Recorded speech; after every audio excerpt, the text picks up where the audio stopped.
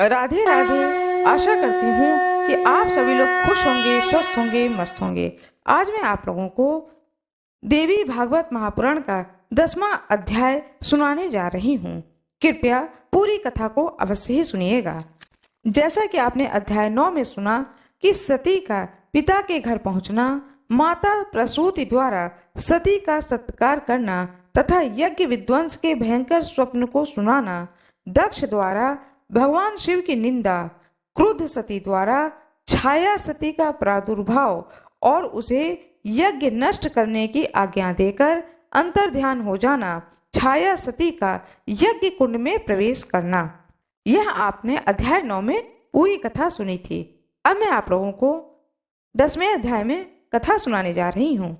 सती के यज्ञ कुंड का प्रवेश का समाचार सुन करके भगवान शंकर का शोक से विह्वल होना, उनके तृतीय नेत्र की अग्नि से वीरभद्र का प्राकट्य, वीरभद्र द्वारा दक्ष का यज्ञ विध्वंस कर उनका सिर काटना, ब्रह्मा जी का भगवान शंकर से यज्ञ पूर्ण करने की प्रार्थना करना, भगवान शंकर की कृपा से दक्ष का जीवित होना।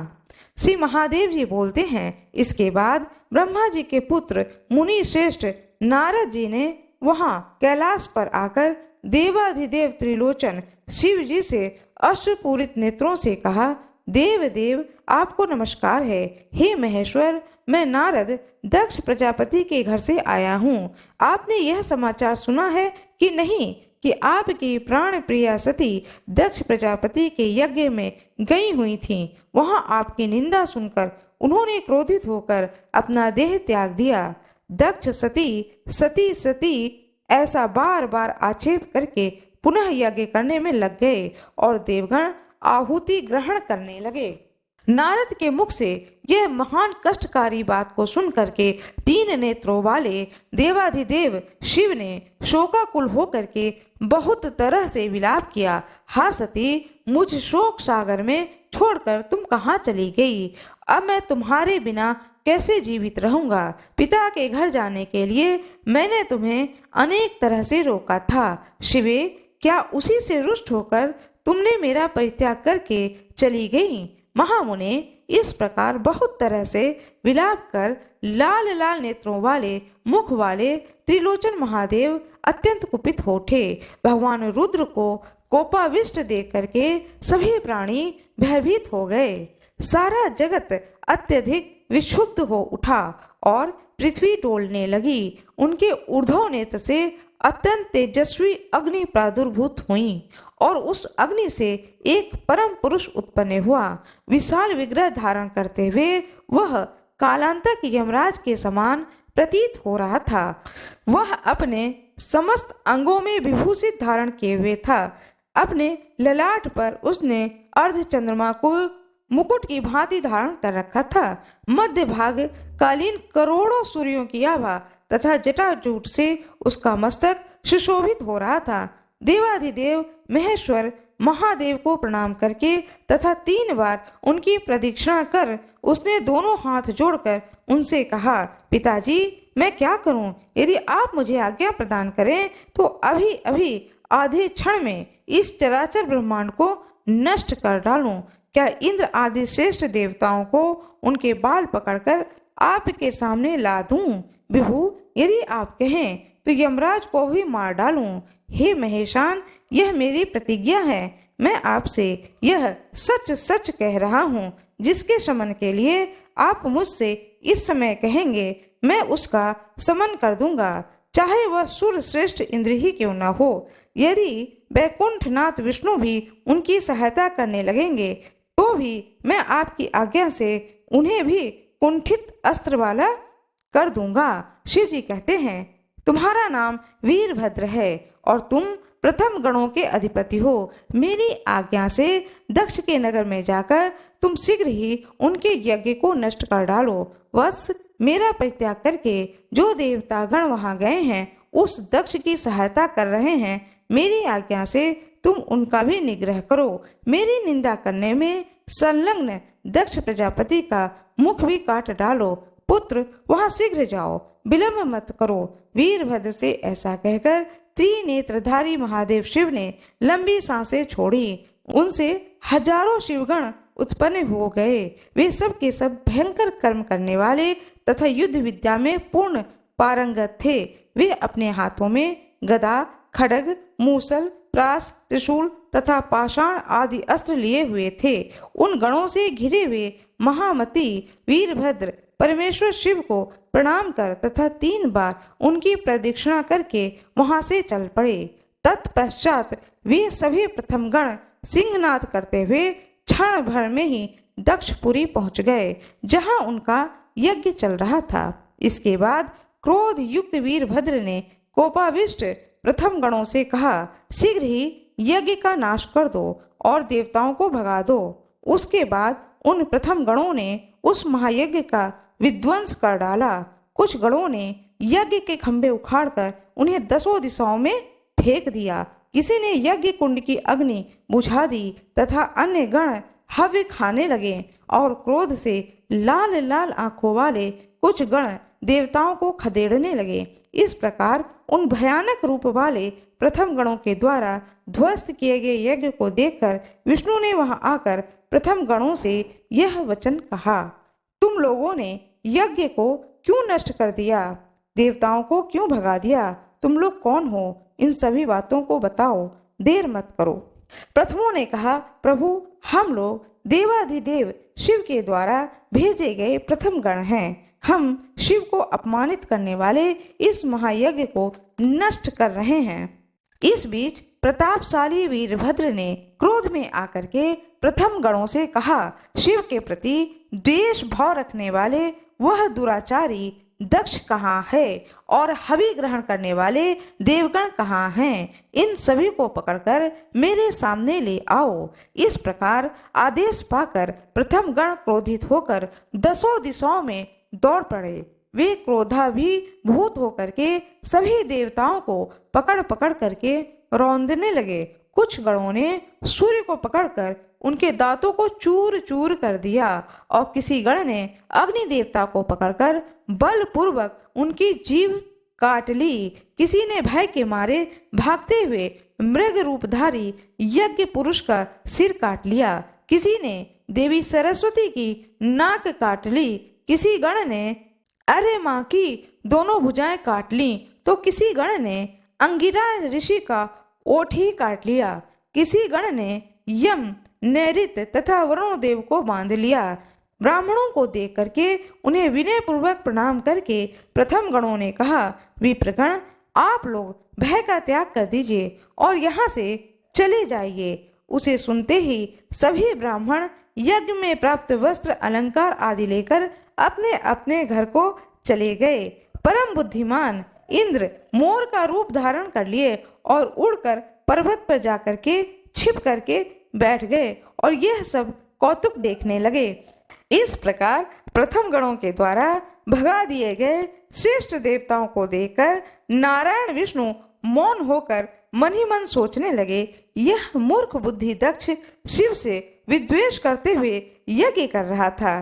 तब यदि उसे वैसा फल न मिलता तो वेद वचन ही निरर्थक हो जाता। शिव के प्रति दक्ष का विद्वेष होने से निसंदेह मेरे प्रति भी उसका द्वेष भाव ही हुआ, क्योंकि मैं ही शिव हूँ और शिव ही विष्णु है। इस प्रकार हम दोनों में कोई भेद नहीं है। मैं दक्ष के द्वारा इस विष्णु रूप से विशेष रूप से पार्थिव हुआ और महादेव के रूप में निंदित भी मैं ही हुआ हूँ। इसका 2 प्रकार का भाव है। यह कर्म तथा मन से 2 तरह का भाव रखता है, अतः मैं भी अब वही करूँगा। मैं विष्णु रूप से रक्षक और शिव रूप से संहारक बनूंगा। इस प्रकार स्नेह मिश्रित युद्ध करके और फिर उसमें पराजित होकर स्वयं रुद्र रूप से उस दक्ष का समन भी करूंगा, इसमें संदेह नहीं है। इसके बाद मैं देवताओं को साथ में लेकर यज्ञ पूर्ण करूंगा। यही विष्णु की आराधना का फल कहा गया है। इस प्रकार मन में निश्चय करके शंख, चक्र तथा गदा धारण करने वाले भगवान विष्णु ने प्रथम गणों को रोक दिया और वे सिंहनाद करने लगे। इसके बाद वीरभद्र ने क्रोधित होकर सनातन विष्णु से कहा, हे विष्णु, आप ही यज्ञ अधिपति हैं, ऐसी श्रुतियां कहती हैं। इस महायज्ञ में शिव की निंदा करने वाला वह दुराचारी दक्ष कहाँ है? उसे आप स्वयं लाकर मेरे हवाले कर दीजिए, नहीं तो आप मेरे साथ युद्ध कीजिए। प्रायः विशिष्ट शिव भक्तों में आप अग्रणी हैं और आप ही शिव के प्रति द्वेष भाव रखने वाले हित के लिए तत्पर भी दिखाई दे रहे हैं। तत्पश्चात भगवान विष्णु ने मुस्कुराकर कहा, मैं तुम्हारे साथ युद्ध करूंगा। मुझे युद्ध में पराजित कर दक्ष को ले जाओ, मैं भी तुम्हारा पराक्रम देखना चाहता हूँ। इतना कहकर भगवान विष्णु ने धनुष उठाया और चारों ओर बाणों का जालसा फैला दिया। उन बाणों से क्षण भर में ही प्रथम गणों के सभी अंग क्षत विक्षत हो गए। सैकड़ों गण रक्त का वमन करने लगे और हजारों बेहोश हो गए। उसके बाद उस वीरभद्र ने भी भगवान विष्णु को लक्ष्य करके गदा चलाई। उनके शरीर का स्पर्श करते ही उस गदा के सैकड़ों खंड हो गए। तब विष्णु भी रोष में आकर वीरभद्र की ओर गदा चलाई। महामुने, वह गदा भी उनके पास आते ही उसी तरह से 100 टुकड़ों में हो गए। तदंतर क्रोध से दीप्त नेत्रों वाले अनंत आत्मा विष्णु ने क्षण भर में ही लौहमयी एक दूसरी गदा उठा ली। तत्पश्चात खड़वांग लेकर वीरभद्र ने उन गदाधर विष्णु के बाहुदंड पर प्रहार करके उनकी गदा भूमि पर गिरा दी। इससे अत्यंत कुपित विष्णु ने भी अपने तेज से प्रज्वलित महाभयंकर सुदर्शन चक्र को उस वीरभद्र के ऊपर चला दिया। मुने, उसे देखकर वीरभद्र ने भी मन में भगवान शिव का स्मरण किया। उससे वीरभद्र के कंठ तक पहुंचा हुआ वह चक्र माला की भांति सुशोभित हो गया। तत्पश्चात युद्ध में भगवान विष्णु ने क्रुद्ध होकर के सैकड़ों सूर्यों की कांति वाला खड्ग ले लिया और वे वीरभद्र को मारने के लिए दौड़े। तब विशाल भुजाओं वाले प्रतापी वीरभद्र ने उसी क्षण अपने हुंकार मात्र से खड्ग तथा उन विष्णु दोनों को स्तंभित कर दिया। उसके बाद क्रोध उन्मत्त वह वीरभद्र स्तंभित हुए उन विष्णु को मारने के लिए शूल तथा मुदगर उठाकर उनकी ओर झपटा। उसी बीच आकाशवाणी हुई, वीरभद्र रुक जाओ। युद्ध में इस तरह से क्रोध को प्राप्त होकर क्या तुम अपने को भूल गए हो? जो विष्णु हैं वे ही महादेव हैं और जो शिव हैं वे ही स्वयं विष्णु हैं। इन दोनों में कहीं भी कोई भी अंतर नहीं है।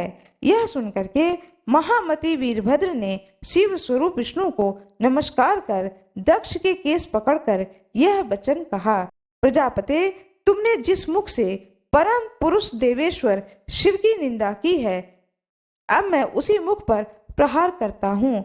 ऐसा कहकर क्रोध से अत्यंत लाल नेत्रों वाले वीरभद्र ने दक्ष के मुख पर बार बार प्रहार करके अपने नख के अग्रभाग से उसे काट डाला। साथ ही जो लोग महादेव की निंदा सुनकर हर्षित हुए थे, प्रथम महाअधिपति वीरभद्र ने उनकी भी जीभ तथा कान काट डाले। इस प्रकार यज्ञ के विनष्ट हो जाने पर ब्रह्मा जी कैलाश पर्वत पर गए और भगवान शिव को प्रणाम करके यज्ञ विधान के लोप की बात कहने लगे। ब्रह्मा जी ने महादेव से कहा, आप ऐसा क्यों कर रहे हैं? जगन माता ब्रह्म स्वरूपिणी सती तो सनातन है, उनका देह ग्रहण और जन्म लेना तो भ्रांतिपूर्ण है और विडंबना मात्र है। वे तो जगत व्यापिनी महामाया हैं। उन्होंने ही दक्ष को मोहित करने के लिए यज्ञ कुंड के पास छाया सती को स्थापित कर दिया था। दक्ष प्रजापति को मोहित करने के उद्देश्य से वही छाया अग्नि में प्रवेश कर गईं। परा प्रकृति भगवती स्वयं आकाश में विराजमान हो गई हैं। क्या उस रहस्य को आप नहीं जानते हैं? फिर आप ऐसा क्यों कर रहे हैं? हे देवेश, आइए और अपने शरणागतों पर कृपा कीजिए। आप तो विधि का संरक्षण करने वाले हैं, अतः विधि का लोप मत कीजिए। हम लोगों के साथ वहां यज्ञ संपन्न करने के पश्चात परमेशानी सती की विधिवत प्रार्थना करके आप उन्हें पुनः अवश्य ही देखेंगे। महादेव, अब आप दक्ष प्रजापति के घर चलिए। भगवान, मुझ पर अनुग्रह कीजिए। आपको अन्यथा नहीं करना चाहिए। उनकी यह बात सुनकर शिव जी दक्ष प्रजापति के घर गए। वहां शिव को आया देकर वीरभद्र ने उन्हें प्रणाम किया। उसके बाद भगवान शिव की प्रार्थना करने के बाद ब्रह्मा जी ने उनसे पुनः आदर पूर्वक कहा, हे महेशान, अब आप आज्ञा दीजिए जिससे यह यज्ञ पुनः आरंभ हो सके। तब शिव जी ने उत्सुक वीरभद्र को आज्ञा दी, वीरभद्र क्रोध छोड़ो, यज्ञ की सारी व्यवस्था फिर से कर दो। महादेव से आज्ञा प्राप्त करके वीरभद्र ने उसी क्षण पूर्व की भांति यज्ञ को व्यवस्थित कर दिया और सभी देवताओं को बंधन मुक्त कर दिया। इसके बाद ब्रह्मा जी ने देवाधिदेव त्रिलोचन शिव से फिर कहा, परमेश्वर, अब दक्ष को जीवित करने के लिए आज्ञा प्रदान कीजिए। उन ब्रह्मा जी की यह बात सुनते ही भगवान शंकर ने कहा, वीरभद्र महाबाहु, दक्ष को अब अवश्य ही जीवित कर दो। देवादिदेव भगवान शंकर का वचन सुन करके उस वीरभद्र ने एक बकरे का सिर जोड़कर दक्ष प्रजापति को जीवित कर दिया। जो लोग ईश्वर की निंदा करते हैं वे निश्चय ही गूंगे पशु होते हैं। मुने ऐसा विचार करके वीरभद्र ने दक्ष को बकरे का सिर जोड़ा था। ब्रह्मा जी ने प्रार्थना करने पर सभी देवादिदेव भय मुक्त होकर पुनः आ गए। दक्ष प्रजापति ने महेश्वर को आहुति देकर यज्ञ का समापन किया। इसके बाद ब्रह्मा तथा विष्णु ने दक्ष प्रजापति से कहा, अनेक स्तुति के द्वारा आदर पूर्वक शिव की आराधना कीजिए। बहुत दिनों तक देवेश्वर शिव की निंदा करके आपने जो पाप अर्जित किया है उससे मुक्ति की इच्छा रखते हुए आप सनातन भगवान शिव की स्तुति कीजिए। ये भगवान शिव स्वभाव से ही आशुतोष हैं और शिव नाम लेने मात्र से ही प्रसन्न हो जाते हैं। आपके प्रति इनकी अप्रसन्नता अब नहीं रहेगी। उन दोनों की यह बात को सुनकर दक्ष ने शाश्वत परमेश्वर महादेव को प्रणाम किया और उनका स्तवन करना आरंभ किया। दक्ष बोले, आपको तत्वतः न तो विष्णु, न ही ब्रह्मा, न ही मुख्य योगी गण ही जानते हैं। अतः दुर्बुद्धि, मैं आपके उस दुर्गम्य स्वरूप को जानने में कैसे समर्थ होता। आप ही सबके बुद्धि तत्व हैं। आपकी इच्छा के अधीन ही ये सभी लोग हैं। तब आपकी इच्छा के वशीभूत मेरे द्वारा आपकी निंदा करने से मेरा कैसा अपराध हुआ। आप शुद्ध परम परात्पर तत्व हैं तथा ब्रह्मा आदि देवताओं के द्वारा पूजित हैं। मैं आपके महान चरित्र तथा स्वरूप का वर्णन कैसे करूं।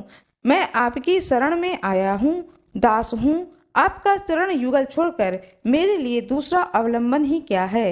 हे शंभु, आप मेरे उस अपराध को क्षमा कीजिए और अपने कृपा गुणों से पाप रूपी सागर से मेरा उद्धार कीजिए। हे पशुपति, आप भगवान परमेश्वर हैं। इस जगत में जो भी निर्बल अथवा महान लोग हैं वे सब आपके ही रूप हैं, क्योंकि आप विश्व रूप हैं। उन आप परमेश्वर के विद्वान रहते मेरे द्वारा की गई निंदा से उत्पन्न पाप भला कैसे रह सकता है। हे विश्वेश्वर, कृपा पूर्वक मुझ शरणागत तथा दीन की रक्षा कीजिए। आपके चरण कमल के पराग को अपने सिर पर धारण करके ही ब्रह्मा तथा विष्णु समस्त देवताओं के द्वारा वंदित चरण वाले हो पाए हैं। इस सभा में आए हुए आप सुरेश्वर को मैं अपने नेत्रों से देख रहा हूँ। वह तो मेरे पूर्वजों का अतुलनीय भाग्य है। इस जगह में सभी देहधारियों में कुबुद्धि तथा सद्बुद्धि के रूप में आप ही हैं। आप ही सबकी निंदा तथा वंदन के पात्र हैं। अतः मेरा कोई अपराध नहीं है। दक्ष के इस प्रकार प्रार्थना करने पर आशुतोष दया सिंधु भगवान शिव अपने दोनों हाथों से उन्हें खींचकर उठा लिए। शिव के अंग के स्पर्श मात्र से ही दक्ष प्रजापति कृत हो गए और अपने को जीवन मुक्त के समान तथा महान भाग्यशाली समझने लगे।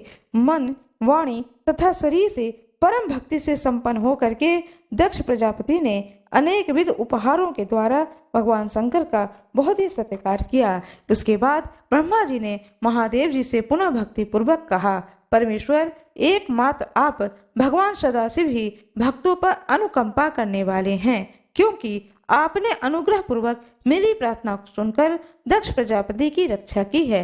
आपको छोड़कर यदि देवता गण कहीं भी यज्ञ में जाएंगे तो वे उसी क्षण निश्चय ही पूर्वोक्त दशा को प्राप्त होंगे। जो नराधम यज्ञ में आपके बिना अन्य देवताओं का यजन करेंगे उनका यज्ञ कार्य नष्ट हो जाएगा और वे महापाप के भागी होंगे। माता रानी की जय हो। इति श्री महाभागवते महापुराणे श्री महादेव नारद संवादे दक्ष यज्ञ विघ्न वर्णनम नाम 10वां अध्याय। भगवान विष्णु की जय हो, भगवान शंकर की जय हो, माता सती की जय हो, सभी गणों की जय हो, ब्रह्मा जी की जय हो, सभी ऋषियों मुनियों की जय हो, दृश्य ऋषियों की जय हो और दृश्य ऋषियों की जय हो। आशा करती हूँ कि आप लोगों को यह कथा बहुत ही अच्छी लगी होगी। कृपया कमेंट बॉक्स में जय माता की अवश्य लिख दीजिएगा। वीडियो को लाइक कर दीजिएगा। कृपया चैनल को सब्सक्राइब कर दीजिएगा। बेल आइकन दबाना ना भूलिएगा। आप लोगों का बहुत बहुत धन्यवाद।